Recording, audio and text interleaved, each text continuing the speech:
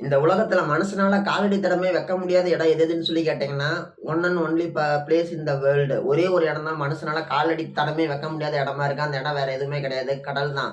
கடலுக்கு அடியில வந்து பார்த்தீங்கன்னா, மனுஷனால நிக்கவும் முடியாது, நடக்கவும் முடியாது. ஏன்னா, அதனுடைய அழுத்தம் அப்படிங்கிறது அளவுக்கு அதிகமா இருக்கும். அந்த அழுத்தம் மட்டும் காரணம் கிடையாது. அங்க இருக்கக்கூடிய பயங்கரமான இருட்டும் ஒரு மிக முக்கியமான காரணம். அது மட்டும் கிடையாது. அங்க இருக்கக்கூடிய ஆபத்தான உயிரினங்களும் ஒரு காரணம். அது மட்டும் கிடையாது. அங்க இருக்கக்கூடிய இருக்கவே முடியாத ஒரு சில சூழ்நிலைகள்லாம் இருக்கு. அங்கேயும் புதைகுழிகள் இருக்குது. அங்க போய் நின்னு போய் உள்ள இறங்கிட்டா, எப்படி காப்பாத்த முடியும்? இது என்ன ஏரியா? 50 அடி ஆழம் தான் இருக்கும். 60 அடி ஆழம் தான் இருக்கும். இல்ல கிணறா? 70 அடி ஆழம் தான் இருக்கும். 90 அடி ஆழம் தான் இருக்கும். ஸ்கூபா டைவர்ஸ் மேல வந்துரலாங்கிறதுக்கு. அது கடல். ஏற்கனவே கிட்டத்தட்ட டன்ஸ் ஆஃப் டன்ஸ் வெயிட் தலைக்கு மேல பிரஷர் இருக்குது. அதையும் தாண்டி புதைகுழியும் இருக்குதுன்னா, மனுஷனால எப்படி போக முடியும்? அது மட்டும் இல்லாம பயங்கர இருட்டு இருக்கும். இன்னும் ஒரு சில இடத்துல வந்து பார்த்தீங்கன்னா, அங்கேயே குகைகளும் இருக்குதாம். குகைகள்னா குகைகள் கிடையாது. குகைகள் போன்ற ஒரு அமைப்பு. மலை முகடுகள்னு சொல்லுவாங்க. அந்த முகடுகளுக்குள்ளாடி போயிட்டு மனுஷனால வெளில வர முடியலன்னா, எப்படி என்ன பண்ண முடியும்? யார காப்பாத்த முடியும்? ஒரு ஆபத்தான சூழ்நிலை தரை மேல அப்படின்னா, நம்ம கையில ஒரு துப்பாக்கி இருக்குது அப்படின்னா, நம்மள நோக்கி ஒரு கழுதைப்புலி ஓடியாருது அப்படின்னா, நம்ம என்ன பண்ணலாம்? வானத்த நோக்கி சுடலாம். அத பார்த்துட்டு அது பயந்துக்கும் நம்ம தப்பிச்சு போயிரலாம். இதுவே கடலுக்குள்ள அப்படிங்கும்போது நம்ம என்ன பண்ண முடியும்? இப்போ 2 பேர் போறாங்க.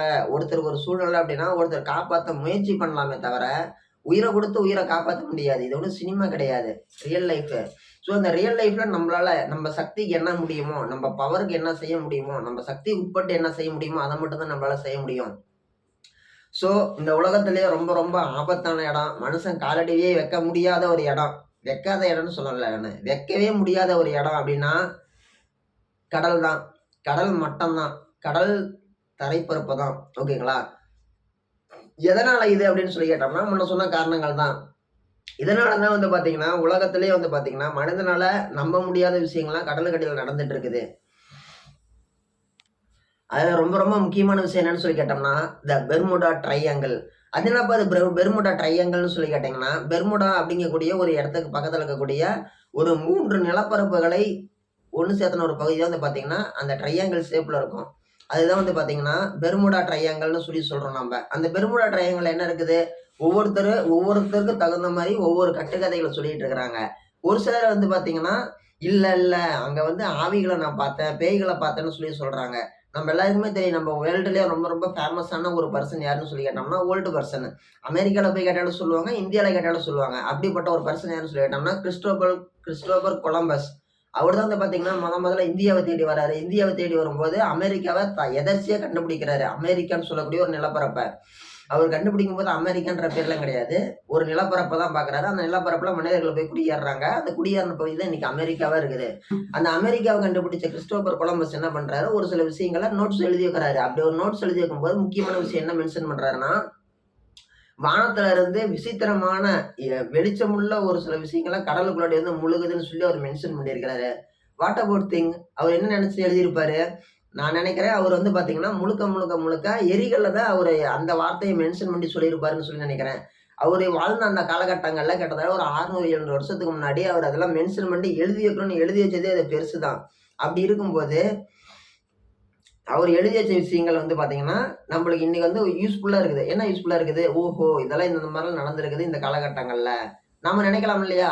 அப்படிலாம் நடந்திருக்குமான்ட்டு. இவர் எழுதி வச்சது இருந்துச்சுன்னா, அவர் எழுதி வச்சதே இருக்குது. ஸோ, அப்ப நடந்திருக்குதுன்னு சொல்லி நம்ம வந்து அத புரிஞ்சுக்கலாம்.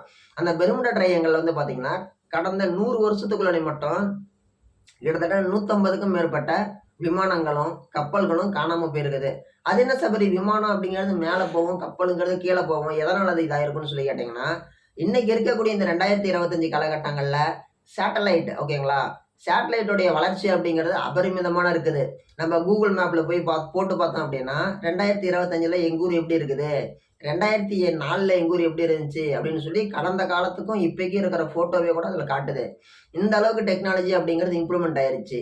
ஆனா, ஒரு சில ஆண்டுகளுக்கு முன்னாடி வரைக்கும் கப்பல்ல பிரயாணம் பண்ணிட்டு இருக்கும்போது, சேட்டலைட் சிக்னல் இருக்கும். இல்லாமலாம் இருக்காது. சேட்டலைட் சிக்னல் இருக்கும். ஒரு குறிப்பிட்ட இடத்துக்குள்ளாடி போயிடுச்சு அப்படின்னா, டவர் கிடைக்காது. ரேடார் மூலியமா தான் உங்களுக்கு தகவல் போகும். அந்த ரேடாரே முழுசா போய் சேர முடியாத அளவுக்கு ஒரு தட்பவெட்ப சூழ்நிலை அப்படிங்கிறது பயங்கரமான மோசமான இடத்துக்கு போகும்போது, அவங்களால என்ன பண்ண முடியல? அத வந்து சரியா யூஸ் பண்ணிக்க தெரியல. ஸோ முன்னாடி ஒரு திட்டம் இல்லாமல் போயிருச்சு. ஏன்னா திட்டம் இல்லாமல் போயிருச்சு. இப்போ இந்த பக்கமாக போகிறாங்க, பெர்முடா ட்ரையாங்கிளை கிராஸ் பண்ணி போகிறாங்க. பொதுவாகவே பெர்முடா ட்ரையாங்கிள் அப்படிங்கிறது வந்து பார்த்தீங்கன்னா ஒரு கடல் கொந்தளிப்போட தான் இருக்கும்.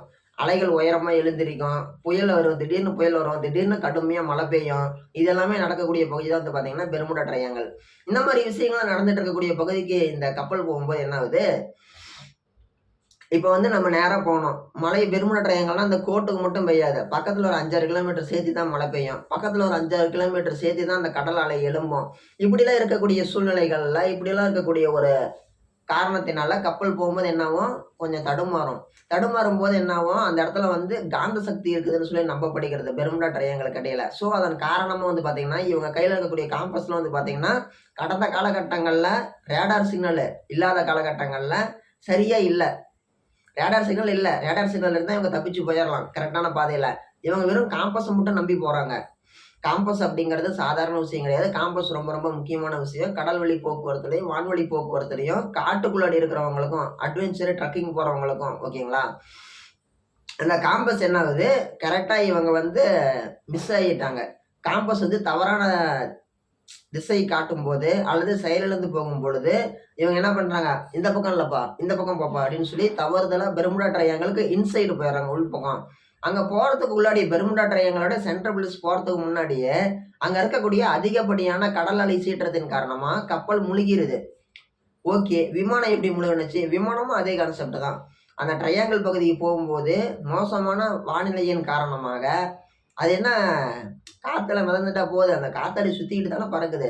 ஸோ, அந்த போகும்போது, அந்த மோசமான வானிலையின் காரணமாக, அது வந்து கடலுக்குள்ளாடி தவறி விழுது. ஓகேங்களா? அப்படி தவறி விழும்போது தான் வந்து பார்த்தீங்கன்னா, நெறைய விபத்துகள் அப்படிங்கிறது ஏற்படுது. இதெல்லாம் ஏற்பட்டதன் காரணமா, இத ஏன் யாருமே ஒத்துக்க மாட்டேங்கிறாங்கன்னு சொல்லி கேட்டீங்கன்னா, அந்த பெர்முடா ட்ரையாங்கிள், அத சுற்றி இருக்கக்கூடிய பகுதி, இந்த கப்பலு, விமானம் இது எல்லாத்துக்குமே இன்சூரன்ஸ் போடக்கூடிய கம்பெனி வந்து பார்த்தீங்கன்னா, ஒரு இன்சூரன்ஸ் கம்பெனி, ஒரு பெரிய இன்சூரன்ஸ் கம்பெனி இருக்குது. அந்த இன்சூரன்ஸ் கம்பெனிக்காரங்கிட்ட போயிட்டு, இந்த மாரி பெர்முடா ட்ரையாங்கிள்ட்ட போனேன். என் விமானம் விழுந்து விபத்தாயிருச்சு. அப்படின்னு சொல்லி காசு கேட்டாங்கன்னு வையுங்களேன், ஒருத்தனுக்கு ஒரு நபருக்கு பணம் குடுத்துட்டாங்கன்னா, அடுத்தடுத்த நபர்கள் என்ன பண்ணுவாங்க, நம்மளுக்கு வேற கடன் பிரச்சனையா இருக்குது. போடா கப்பல கொண்டு போய் பெர்முடால கவுத்தி விட்டு வாடா. ஆக்சிடென்ட் ஆயிடுச்சுன்னு சொல்லிட்டு இவன்ட்ட பணத்த வாங்கி நம்ம செட்டில் ஆயிரலாம்ன்னு சொல்லி யோசிப்பாங்க இல்லையா? ஸோ, நான் சொல்றது உங்களுக்கு வேடிக்கையா இருக்கலாம். இது வந்து கஷ்டப்பட்டு சம்பாரிச்சு ஒரு சைக்கிள் வாங்குன ஆளு கூட சைக்கிள பத்திரமா பார்த்துக்குவாங்க. மிதமிஞ்சி 6, 7 கார் வச்சிருக்கிறவன் என்ன பண்ணுவான்? ஒரு கார் போனா ஒரு கார்ரா அப்படின்னு சொல்லி நினைப்பாங்க. அதே மாரி தான் கடன் தொல்லையில பாதிக்கப்பட்ட ஒரு கப்பல் ஓனர் என்ன பண்ணுவான்? போடா கொண்டு போய் கப்பல கவுத்தி விட்றா. பெர்முடால கவுத்தி விட்றா. இன்சூரன்ஸ் போட்டுக்கலாம்டா. எப்படி இன்சூரன்ஸ் போட்டுக்கலாம். இவன்கிட்ட நம்ம ரூ. 100,00,00,000 இன்சூரன்ஸ் போடுறோமா, நம்ம ரிட்டர்ன் இன்சூரன்ஸ் போனா 2,000,00,00,000 வரும்டா. போட்றா கவுத்தி விட்றா. கடல்ல போய் கப்பல கவுத்தி விட்றா அப்படின்னு சொல்லிட்டு போயிருவாங்க. இதனால தான் வந்து பார்த்தீங்கன்னா, இன்சூரன்ஸ் கம்பெனி தான் வந்து அங்க மிக ஒரு வலுவான ஒரு இடத்துல இருக்குது. அதன் காரணமா அவங்க என்ன பண்றாங்க, பெர்முடா ட்ரையாங்கிள்ல எதுவுமே கிடையாது. ஸோ நீங்க வந்து கட்டுக்கதைகள அவிழ்த்து விடாதீங்க. பெர்முடா ட்ரையாங்கிள் அப்படிங்கிறது ரொம்ப ரொம்ப ரொம்ப நார்மலான ஒரு பகுதி. அப்படின்னு சொல்லி அவங்க சொல்றாங்க.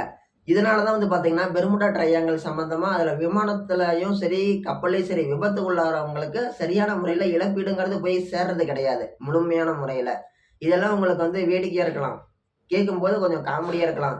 ஆனா இதெல்லாம் வந்து பார்த்தீங்கன்னா, உண்மை, உண்மை, உண்மை. இதெல்லாம் அங்க நடந்துட்டு இருக்குது. கடந்த காலகட்டங்கள்ல நடந்திருக்குது. அது மட்டும் இல்லாம இப்ப இருக்கக்கூடிய விஷயம் என்ன தெரியுமா? பெர்முடா ட்ரையாங்கிள் அப்படிங்கிறது, அது வந்து அந்த கடல் சீற்றமா இருந்த ஒரு பகுதி. ஓகேங்களா? இன்னைக்கு இருக்குது. அதிக அளவு கிடையாது. அன்னைக்கும் அதே அதிக அளவு கிடையாம தான் இல்லாம தான் இருந்திருக்குது. அங்க ஏற்பட்ட விமான விபத்துகளும், கப்பல் விபத்துகளும் அது ஒரு மோசமான பகுதியா மக்கள்கிட்ட காமிச்சிருச்சு. இன்னைக்கும் வந்து அது ஒரு டூரிஸ்ட் பிளேஸா இருக்குதுங்க. பெர்முடா அப்படிங்கிறது டூரிஸ்ட் பிளேஸு.